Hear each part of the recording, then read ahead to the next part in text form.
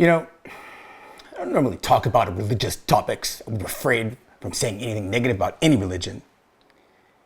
I feel like the more religion we get in this crazy world is, the better. But I just thought this was bullshit. I've been going to this church off and on for 12 years or so. And I like to think of myself as being a pretty open mind, but this just made me mad.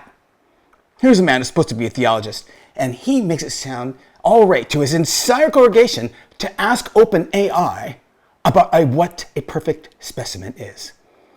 I understand that this is an anecdote, and I understand that he comes to a simple fruition, but I don't understand is how they consider writing it in the first place. As a leader of a church, to ask OpenAI what a perfect specimen of a man is? Now, before we start, of course, not forget that there is the giant cross with Jesus Christ nailed to it right above his head as a perfect example that there is no perfect human specimen. And if there ever was, it was him. If we can't do anything, we could just try to be as best to be him. This seems like a shorter story, but let's get into it. I had a paper here, y'all. I don't know where it is now. So I've got to throw some numbers at you. I think I've got them on my phone here. Let's see here. Oops, you know what? Let me get rid of my calendar. Here it is. Okay. So, here are some numbers. Picture this. The waist should be 86% of the hip size. The thigh should be 1.7 times the size of the knee. The shoulder should be 1.6% times of the hip. The arm size should be 252% of the wrist size. The calf size should be 192% of the ankle size. The neck size should be 79% of the head size. The chest size should be 148% of the pelvis size. The thigh size should be 175% of the knee size. You know what that makes? The perfect human specimen. How about that, huh? That's kind of what it says. Now, the thing is, I say that because I was thinking about the human person, thinking about who we are as people, and so the thing is, I went to get the most excellent witness of what a human being could be, to look for that perfect specimen. So, of course, I went to artificial intelligence. How about that, y'all? So that's what I did. How about that, y'all? So he went to artificial intelligence right in front of the whole congregation. I mean, after he's done rambling for another 5 minutes trying to get his point across on what earth he meant by a perfect human specimen, which he finally got to later on in the sermon, but he proceeds to bad talk TikTok, thinking that his congregation may be going to TikTok to make money, as if money was the end all. And the part of the religion which really was the part that ticked me off. Technically, it TikToked me off. Because in the heart of the matter, no one is supposed to worship money. And if he's in fear the people in his congregation are worshiping money, I feel like he should have a different attack. But let's listen to it.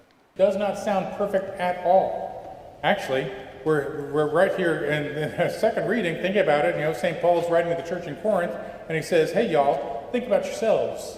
Think about your own calling. Most of y'all aren't very wise by human standards. Actually, you're kind of dummies, is kind of what Paul's implying. Not many of you are very powerful. You don't have political influence. You don't have that kind of stuff. And most of you, you know what? You're not a nobility. You weren't. Okay, we'll get back to that in a second. But let's just try to get through to the TikTok part. We can go ahead and think about what we're called to be. It will not be perfect by the world's standards. Oh, far from it.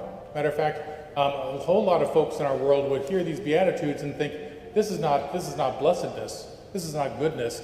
This is actually not good. Because the thing is, my brothers and sisters, think about what these Beatitudes are saying. It's saying, blessed are the poor in spirit. Now, first of all, we don't want to be poor in spirit these days. Don't we all want to be stars on TikTok? Isn't that kind of what's going on? For a lot of people, that's it. They think that's the ideal. That's the goal. That's the goal, he says. That's the goal, right? All about that big dollar. Speaking of the topic of money, he proceeds to move to a video, which he posted in front of the whole congregation, about raising money, followed by a boasting of bringing over $300,000 the year before, making the $249,000 ask sound like not a big deal. Now the thing is, we've got a video about that, so Grizel, you can hit the button and start that video. Press that button, start that video. Friends, brothers and sisters in Christ, our Okay, diocese that's it. truly is We're going to have to move on to the chase here. where, he goes ahead and asks for the money. What do you think about that, y'all? That are ready to participate in this. We've already received more than $60,000, y'all. Oh, already received $60,000. Our goal this year, I think, is $249,000, huh? So just a little bit less than $250,000. Just a little less than $250,000. Not that much. It's painless for you affluent Huntington Beach folk. But the thing is, last year, we raised just under $300,000. So to reach our goal, I don't think is going to be an issue.